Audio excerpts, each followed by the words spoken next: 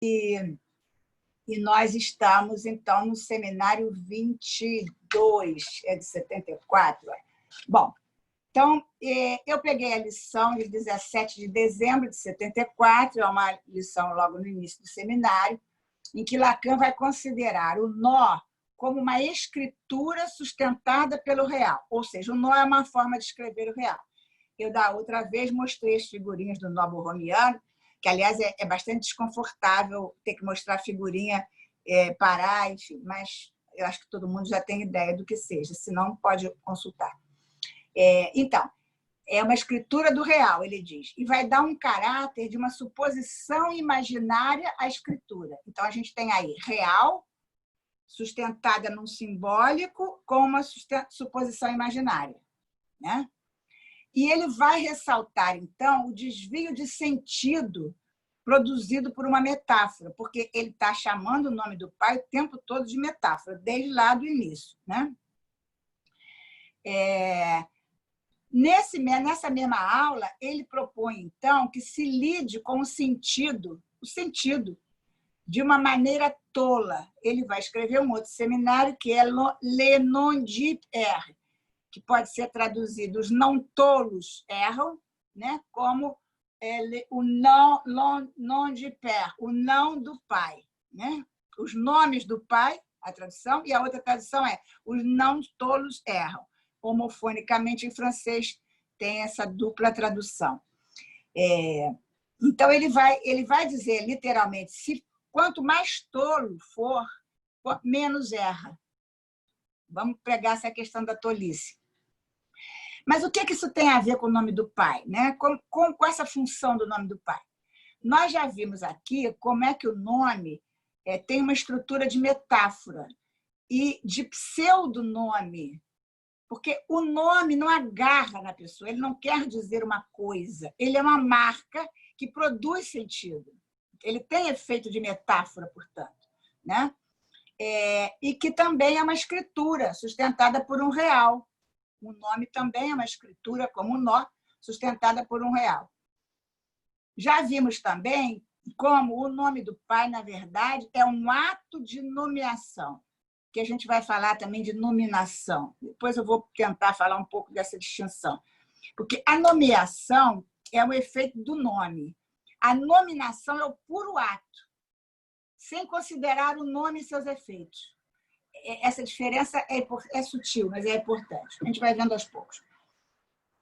Portanto, o nome do pai, a função paterna, é esse lugar manco de sentido, que intervém no gozo da mãe, dando-lhe um estatuto de não existência e escrevendo no simbólico como gozo fálico. O que é esse estatuto de não existência? Existe, mas não existe todo, né? Então, dá um estatuto de não existência e escreve no simbólico como gozo fálico. Só pode estar no simbólico às custas da lei fálica, né? Portanto, com limitação. Será que Lacan propõe que se lide com o pai de uma maneira tola? Na lição de 21 de janeiro de 75, Lacan vai falar do pai como lugar da exceção, ou seja, para que a nominação se efetive. E por que lugar de exceção? A exceção opera na medida em que pelo menos um tem que ficar de fora do conjunto.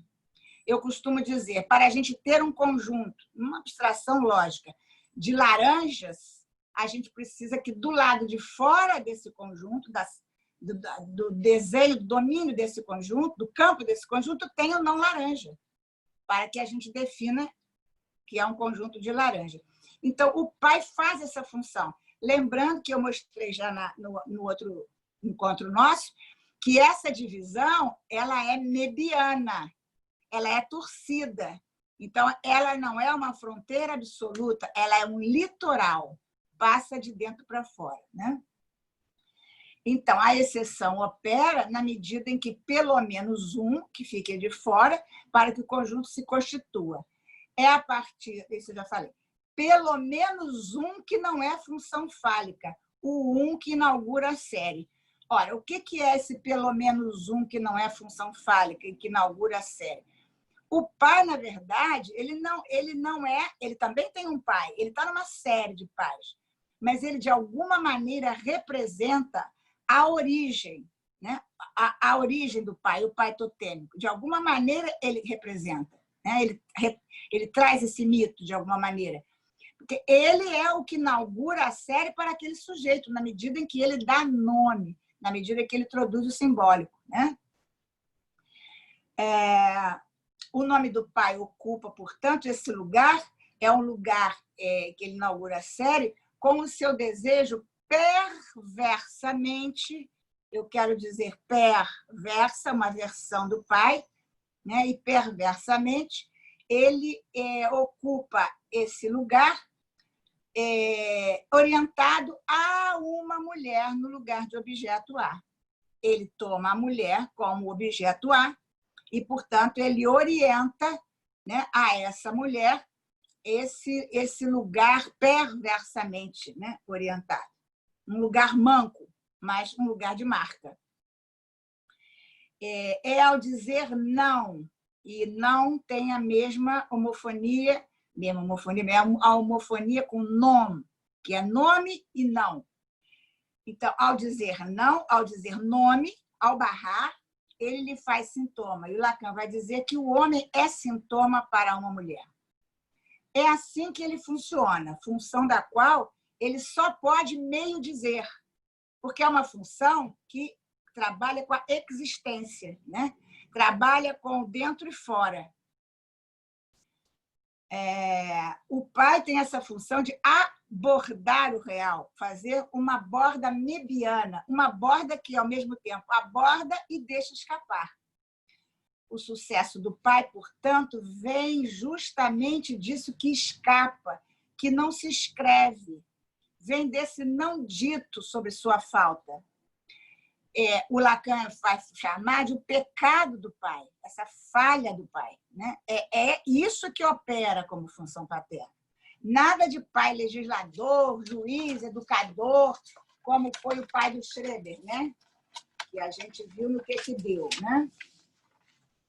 Então, a função do pai, como a lei fálica, é pela castração, portanto, pelo desejo indizível. É por essa falha. Mas voltemos ao nó borromiano, aquela amarração a três.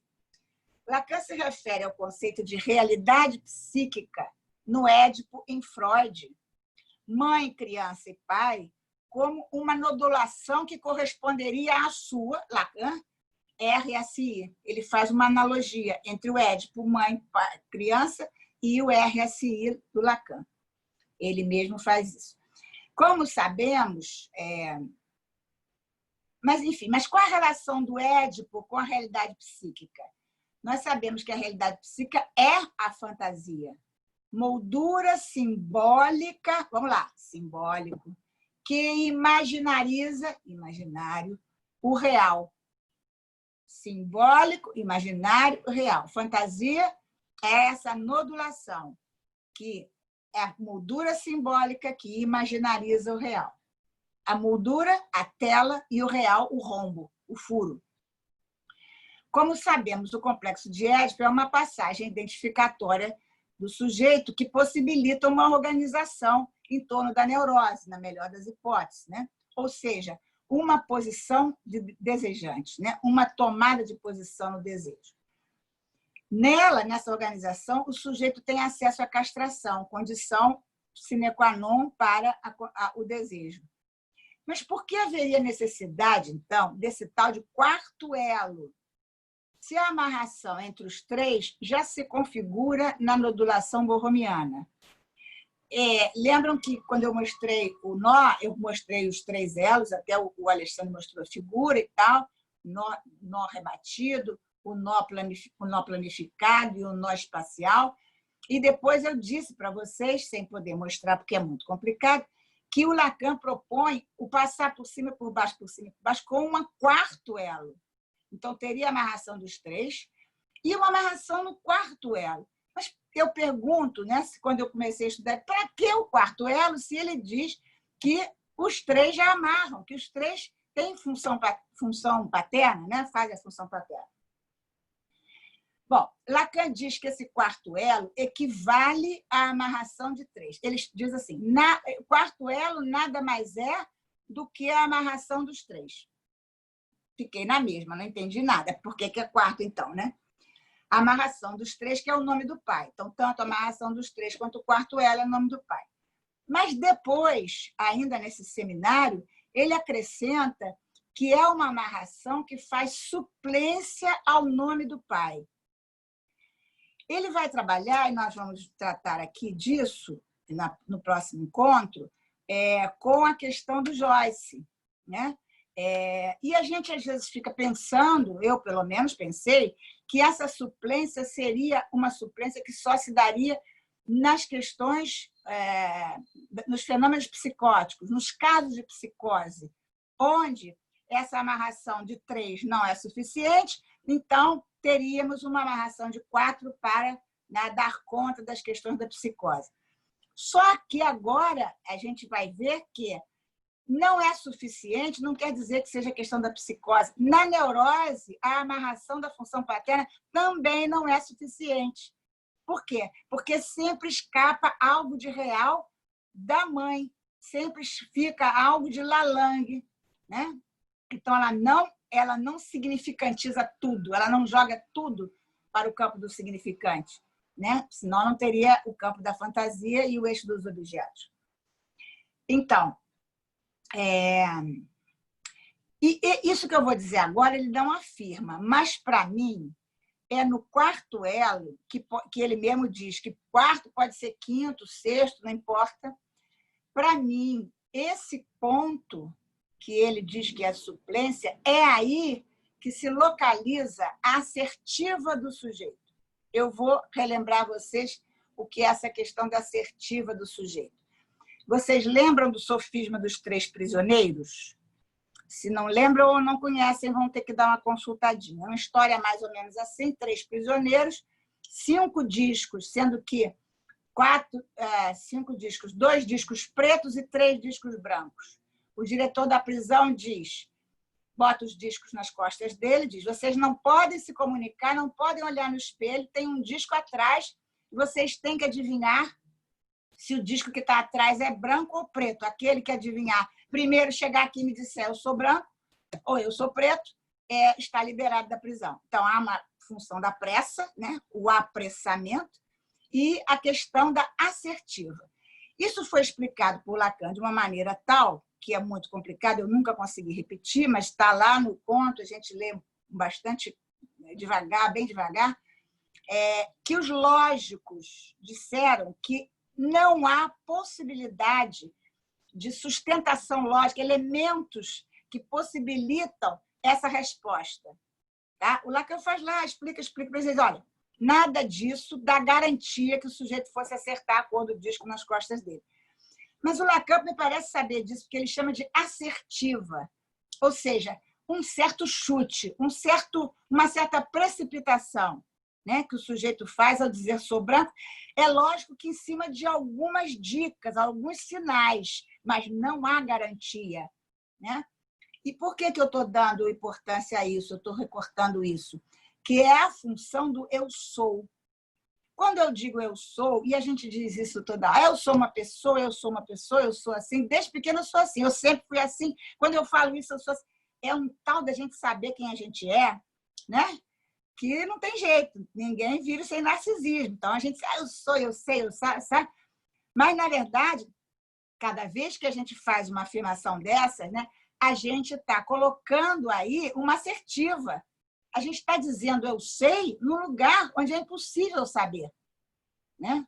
Mas a gente diz eu sei. Algum narcisismo tem que se instituir, né?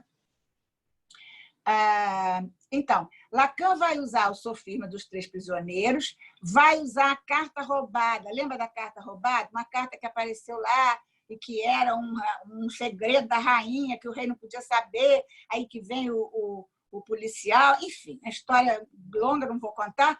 Mas o valor dessa carta é que ninguém abriu para saber o que tinha dentro da carta, né? Então, há um segredo, há um não dito, há uma falta de saber que dá um valor a essa carta e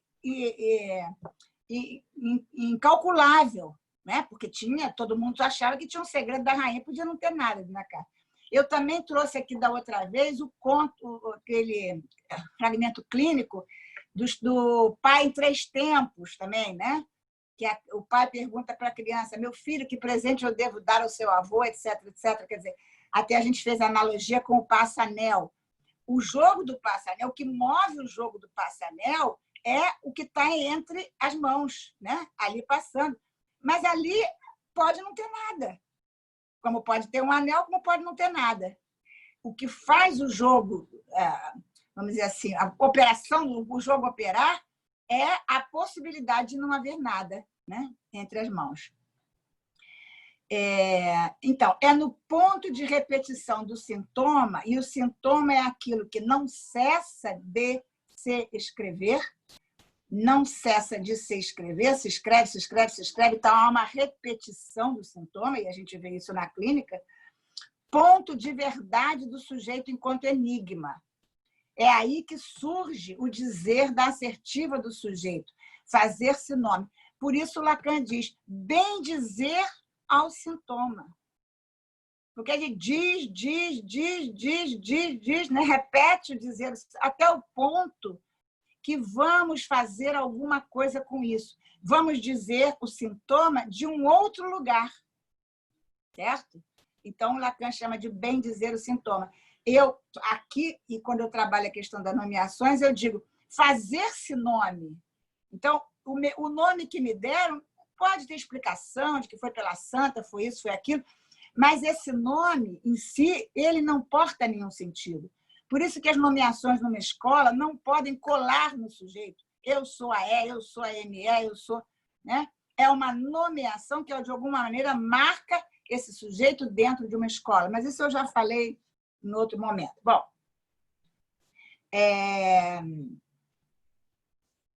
então, fazendo não mais o nome do pai, mas um nome qualquer. Esse nome que se faz não é o nome que eu recebi, porque, enfim, não se esgota o sentido de por que me deram esse nome, mesmo que explique, mas por que isso? Mas por que essa explicação? Né? Como também esse sintoma repetido, que tenta se escrever, mas nunca faz o sentido, né? É exatamente aí, nessa repetição, que vai se instalar um nome, mas não o nome do pai, um nome como um nome qualquer, né? Pseudonome, um pseudonome, é um nome qualquer, um nome que a gente decidiu chamar, que pode ser outro e pode ser outro, não importa. Compreende. E ele é vazio de sentido, porque quando a gente fala um nome qualquer, a gente está falando um nome que não faz sentido. Né? Vazio de sentido, portanto, pode fazer qualquer sentido.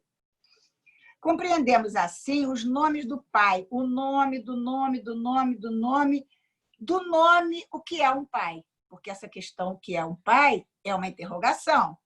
Ela não teve resposta, ela teve múltiplas respostas, mas ela atravessou a obra do Freud e permanece na obra do Lacan como uma questão. Né?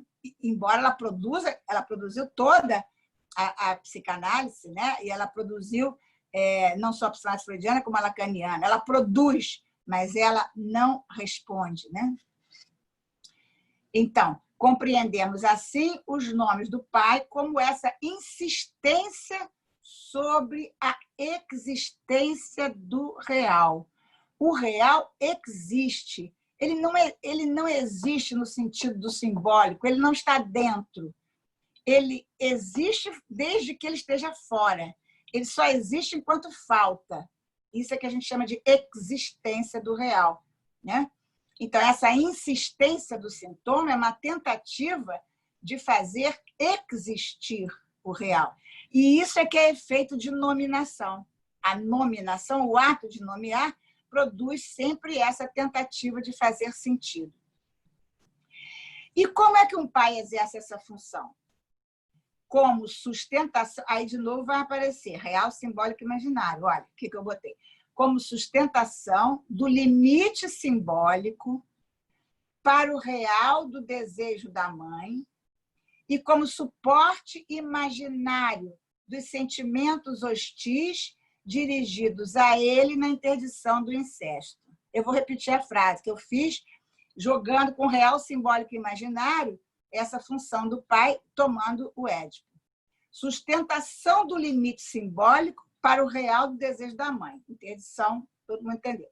E, ao mesmo tempo que ele interdita o desejo interdita simbolicamente o desejo da mãe, ele oferece suporte imaginário dos sentimentos hostis dirigidos a ele na interdição do incesto. Né?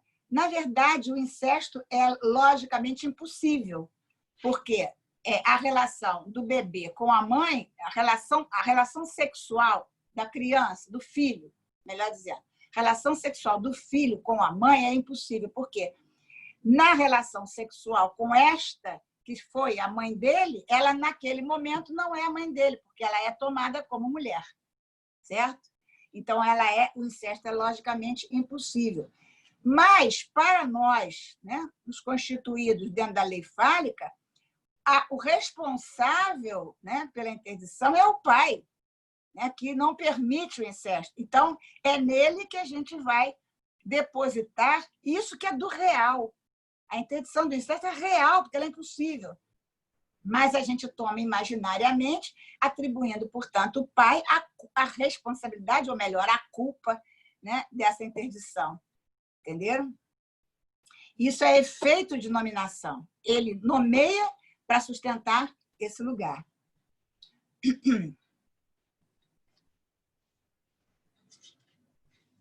Bom, mas é o pai imaginário que toma para si, esse é o pai imaginário que toma para si esse lugar terceiro no Édipo.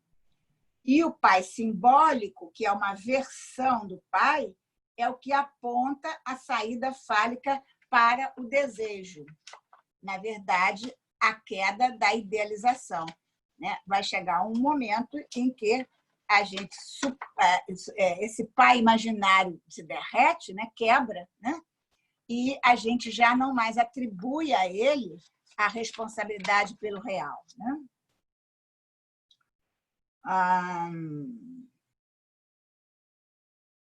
O que resta dessa mãe mítica, impossível de ser tomada no incesto, como eu falei, o que resta dela é o não toda mãe, é a falta de mãe, ou é uma fala da mãe. Né? Algo que quer dizer da mãe, mas que não é a mãe. É o que resta, né, dessa mãe mítica, impossível de ser tomada, portanto, no incesto. Citamos aqui a afirmação lacaniana, prescindir do pai na condição de servir-se dele. E nós estamos retomando agora para a gente fazer um link com o que eu estou dizendo. Isso tem a ver com fazer o luto do pai. Isso tem a ver com essa queda da idealização do pai nesse lugar de suporte imaginário. E quando eu falo tem a ver com o luto do pai, eu escuto aí duplo sentido. O luto do pai, no sentido de eu perco o pai, e o luto do pai, que é o luto que opera no pai, que ele me transmite. Perceberam? Quer dizer, o luto que eu faço da perda do pai, eu só posso fazer esse luto na medida da transmissão que o pai me faz do luto dele. Né? Da perda que ele porta, portanto, da castração dele. Né? Então, esse luto do pai é a possibilidade de encontrar esse pai como função, ou seja, fazer outra coisa com aquilo que o Lacan chamou de o pecado do pai, ou o furo do pai, ou a falha do pai, que não ficar reclamando dele, ressentido, né? Isso é que diz essa afirmação, prescindir do pai na condição de servir-se dele. Isso significa o que eu acabei de explicar, é um luto do pai. E me aproveitar dessa falta, dessa falha. É disso que se trata ao final de uma análise. Tomar metaforicamente a palavra do outro, ou seja, barrar a palavra do outro. Barrar não é interditar, barrar é fazer furo, fazer barra, fazer corte, quer dizer, questionar, né? Então, tomar metaforicamente a palavra do outro, tomar para mim, eu que dou o sentido, barrar a palavra do outro, desde que a tenha escutado de um outro lugar, um lugar de enigma, que é como quem escuta um significante. Escutar um significante é o quê? É escutar algo que não significa nada, que remete a outro significante. É desse lugar. Por isso que o Lacan também fala que, final de análise, trata-se do amor ao significante, né? Nesse momento é que a questão se coloca: pode o outro me perder? Seria essa questão para a questão do final de análise? A essa questão só se pode ter acesso a partir da castração. Só se pode supor que o outro possa me perder se eu também puder experimentar que eu perco o outro, né? Fazer valer a falta no outro como a dimensão do lugar do sujeito. Ou seja, a falta que eu, de alguma maneira, vejo no outro, escuto no outro, eu não tenho que me oferecer como objeto para preencher essa falta. Isso é uma resposta neurótica, seja histeria, neurose obsessiva. Tá? Eu não tenho que tentar fazer alguma coisa para tamponar essa falta. Eu tenho que tomar essa falta como o lugar da minha origem. Eu estou como sujeito desejante na medida em que eu posso sustentar que o outro pode me perder. Entenderam? Se não entenderam, pergunta depois, eu tento falar mais. Ou seja, aí o Lacan usa aquela afirmativa bíblica, né? Eu sou o que sou. Para quê? Para indicar a função nomeante do nome do pai. Enquanto pai, origem, ele não foi nomeado. Enquanto pai, enquanto função paterna. Lógico que meu pai foi nomeado pelo meu avô, mas ele está falando enquanto função de nomeação, ele não foi nomeado, porque na nomeação dele também tem uma falta, né? Então, ele é a própria enunciação. Então, quando ele diz eu sou o que sou, eu sou o que sou no sentido da fala, da enunciação. Portanto, a nomeação ou nominação, eu prefiro agora dizer nominação como marca, como ato de entrada no simbólico. Portanto, há uma estreita relação com o traço unário, né? Esse que inaugura a série, esse que, por não ser nomeado, ele nomeia os outros. Lembra da história da laranja que eu falei? Né? Então, S1, o significante que não significa nada, mas inaugura a cadeia, formando uma tríade. S1, S2 e o sujeito. Porque entre o significante S1 e o S2, ou S1 e um significante qualquer, entre um significante e outro, sempre o que vigora é o sujeito na sua relação disjunta com o objeto, ou seja, fantasia. Posso repetir se alguém depois quiser que eu fale mais. Então, nesse deslocamento entre significante e outro, ali se insere o sujeito, ok? Então, nada mais edípico, né? S1, S2 e o sujeito. Mãe, pai, criança. Ok, era isso que eu tinha para falar. Ai, gente, um minuto, eu vou ter que ligar o ar. Estou suando.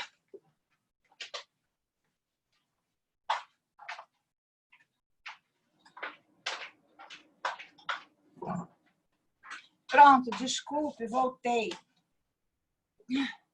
Esqueci de ligar o ar, estou em bicos. E aí, gente? E aí? Poxa, ninguém tem dúvida nenhuma, expliquei muito bem, então, da próxima vez eu vou explicar mal.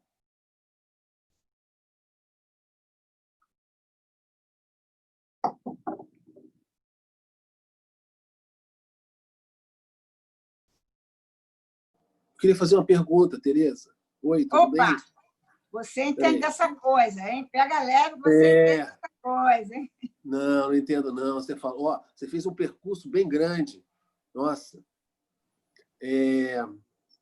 Enfim, você falou muita coisa, vários pontos em relação à questão do pai, do significado, né? Enfim. Agora, tem uma coisa aí que eu fiquei meio em dúvida, né? Porque é o seguinte, você fala de... A gente normalmente fala de pai mítico, né? Agora, você falou de mãe mítica. Né? Bom, enfim. Não, essa só... Peraí, calma. Então, eu queria que você falasse... Eu queria entender o que é isso, mãe mítica, né? Tá. Porque não é uma coisa que a gente usa normalmente. Normalmente a gente fala de pai mítico. Isso. Isso é um ponto. A outra questão é com relação a abrir mão do pai na condição de servir dele. O que eu entendi, que é uma frase bastante enigmática, que volta e meia a gente repete, e a gente afirma que diz respeito ao final de análise, mas o que eu entendi do que você disse é que esse abrir mão do pai é no que diz respeito ao pai ideal, né? Aí, a pergunta... Bom, eu não tenho bem certeza, mas, enfim, digamos que seja. Aí a minha questão é como abrir... A questão é como é que a gente pode se servir desse pai ideal, né? Desse pai que se abre mão, né? Enfim. Agora, eu não tenho bem certeza se esse pai de que se trata aí é o pai ideal, entendeu? Eu não sei, fiquei meio na dúvida. Essa. São essas duas questões, Tereza. Gente, pode ser deixa que mais eu adiante eu responder. tenho mais alguma. A mãe mítica, meu querido, eu fui absolutamente freudiana na metapsicologia, que ele fala da mãe mítica como a coisa. Tá? A coisa? Mas coisa, é o Freud Jung. que fala isso? Na metapsicologia. Das Jung, a mãe, ele faz uma analogia com Das Jung, a mãe mítica. Não poderia citar exatamente o texto e tal, mas, enfim, pode acreditar que... Agora, gostei dessa sua questão porque me fez pensar. Quando eu falo, repito, todo mundo repete, prescindir do pai na condição de serviço dele, nunca pensei se eu estava me referindo ao pai ideal, ao pai simbólico, ao pai real. A gente fala, né, vai falando. Agora, quando eu fui explicar aqui, você tem toda a razão. Eu apontei que esse prescindir do pai, o abrir mão do pai, perder o pai, enfim, eu, quando fui explicar, situei como o pai imaginário, né? Esse pai que suporta esse lugar de ser a causa, digamos assim, né, da interdição mãe e filha, etc., mãe e bebê. Agora, aí você me fez pensar, quando você pergunta assim, como se servir do pai ideal, eu vou lá para o nó e penso assim, se eu abro mão, prescindo, tanto faz, do pai ideal, né, o que eu vou me servir não é do pai ideal, porque dele eu estou abrindo mão. Para que eu possa me servir dele, eu tenho que tomar ele pela via do simbólico, pela via do furo do simbólico no real. Por quê? Porque ele vai se transformar em causa de desejo. Né? Ele vai se transformar, ele vai apontar para a causa de desejo. O pai não se transforma em causa de desejo, mas esse pai, o simbólico que o pai introduz, que faz furo, é que vai funcionar como causa de desejo. Então, quando eu digo na condição de servir-se dele, eu leio assim, na condição de me tornar desejante. Para isso, eu tenho que fazer um luto do pai. Isso que eu entendo e que eu falei. Eu faço um luto do pai imaginário para poder me servir do pai simbólico. Não sei se essa coisa pega, mas foi assim que eu pensei. Sim, mas e o real do pai?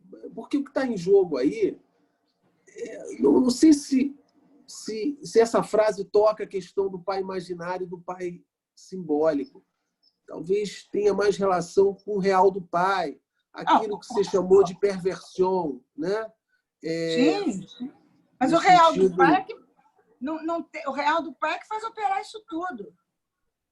O real do pai é que faz esse movimento do pai ser imaginarizado, depois ser simbolizado. O real é que promove esse movimento. Mais ou menos. Três anéis. Você mesmo está falando da questão borromiana, né? Sim. Não acho que tenha um que movimenta os outros dois, entendeu? É tudo ao mesmo tempo, né? Sim, nesse sentido, ao mesmo tempo. Mas eu estou dizendo, se não há o real, não há imaginarização do pai. Se não há o real, não há o pai simbólico como causa. Não, se não há o real, não há o simbólico e nem o imaginário, não há nada. Exato, Não tem exato, nada. exato. Não Então, tem você nada. perguntou, e o real, e o pai Só real? pode O pai pensar. real está aí. Ele está aí. É. Nesse sentido. Beleza. Não tem... Só para entrar nessa discussão, assim, quando você se pergunta, é do pai real, é do pai imaginário, de que pai que se trata, né? Eu não sei se tem diferença, na verdade é algo que eu me pergunto, porque nessa frase, né, me parece que o Lacan diz prescindir do nome do pai. Olha. Então, assim, é prescindir do nome do pai, né? Que talvez seja diferente de prescindir do pai. Sim. Sim. Eu já ouvi falar isso. Sim. Assim, essa frase aparece em vários lugares. Eu nunca me dei o trabalho de perguntar se ele fala no nome do pai, mas eu tenho certeza que sim, porque várias pessoas já trouxeram essa questão. Agora, eu também fico me perguntando, depois que eu estudei esse troço aqui e falei, de que nome do pai ele está falando. Se é o nome do pai no sentido do nome que o pai me deu, ou se é o nome do pai no sentido do nome, que é qualquer nome. Porque o que eu posso prescindir é do nome que o pai me deu. Porque do nome, eu não posso prescindir. Porque isso é a existência. Eu só existo porque eu tenho um nome qualquer. Agora, o que eu abro mão é do nome que me deram. Assim eu entendo. Mas eu sei que não está... Não entendo tudo disso, não. Eu não sei. Para mim, eu só posso entender isso, prescindir do nome do pai, como prescindir do nome que o pai me deu. Do sobrenome, esse tipo de coisa. Do pertencimento. Mas prescindir do nome do pai enquanto nomeação, isso é impossível, inviável. Pois é, mas olha, mas a frase não é prescindir dos nomes do pai. É prescindir do nome do pai. Assim que Ana Luísa está lembrando, né? Enfim. Bom. Sim. Alguém mais? Tem tanta gente que eu não conheço que eu queria que falasse, ouvisse, para saber se... Porque falar para os colegas é meio suspeito, eles já está tudo combinado, já, entendeu? Essa pergunta do César, da Ana Luísa, já estava tudo tramado. Quero ver vocês que eu não conheço. Aí sim vai ser pergunta mesmo autêntica. Tem pergunta no chat. Meu Deus, tem que abrir o chat. Por que a Alexandra não faz isso para mim? Lá, só atrapalhar. Chat.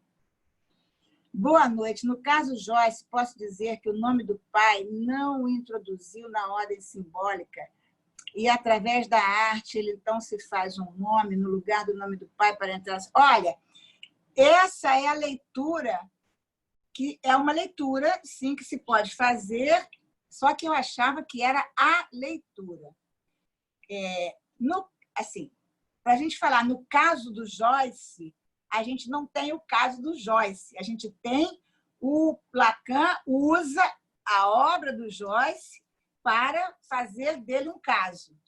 Então, aí eu já fico complicado para dizer. Mas eu entendo o que você está falando. Quer dizer, quando se trata do Joyce, vamos dizer assim, né? Essa era a leitura que eu fazia, né? Joyce está impossibilitado de... A sua entrada no simbólico, de alguma maneira, é problemática, ou seja, o nome do pai está lá, mas a função paterna está comprometida, então, através da obra, especialmente Ulisses, ele fez... Estou processando ainda a sua fala. Tá, obrigada. Ele faria, então, essa amarração, a obra do Joyce faria essa amarração. Agora, e aliás, eu vou falar do Joyce no nosso próximo encontro, se você quiser esperar. Mas, agora, eu já penso que o Joyce... Porque a gente não tem o caso do Joyce. A gente não pode dizer que o Joyce é um psicótico, embora pareça. A gente não pode dizer. O fato é que o que o Lacan diz do Joyce pode ser de qualquer um de nós, de qualquer neurótico. Entendeu? Porque a produção, seja ela artística ou produção qualquer, a fala, ela está sempre inaugurando uma nominação. Né? Ela está sempre inaugurando uma existência do sujeito. Entendeu? Então, não é só porque é problemática. Também estou pensando a partir da relação... Deixar esse chat aberto. A partir da relação desse nome que é dado pelo pai. Isso, obrigada. Você poderia falar mais sobre a tolice que você citou no início da sua fala? Hoje a gente estava falando da babaquice, lendo o seminário 15 do ato. Também ainda vou falar num outro momento, no outro Zoom.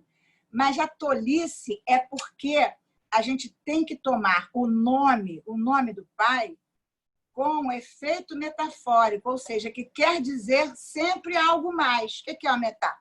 Metáfora é aquilo que diz algo além, né, do que...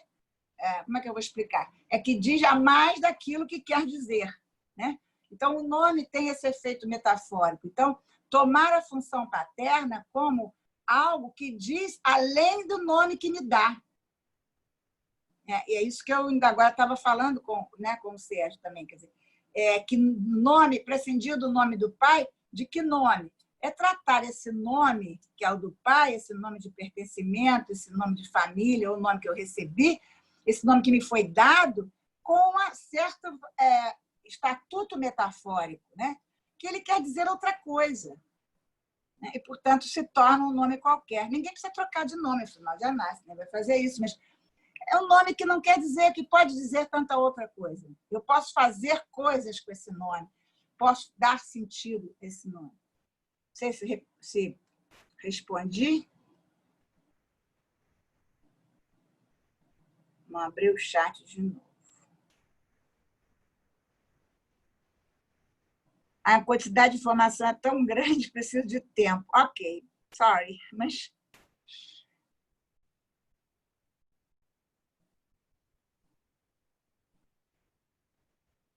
Tem muita coisa também que eu já falei em outros momentos, mas eu retomo aqui, né? Por isso que fica assim, parecendo que é muita coisa. Enfim. O nome do pai teria feito de um destino? O nome do pai teria feito de um destino? Sintomaticamente, eu diria que sim. Pergunta que eu nunca imaginei. Existe uma relação de piano? Alguma relação de piano?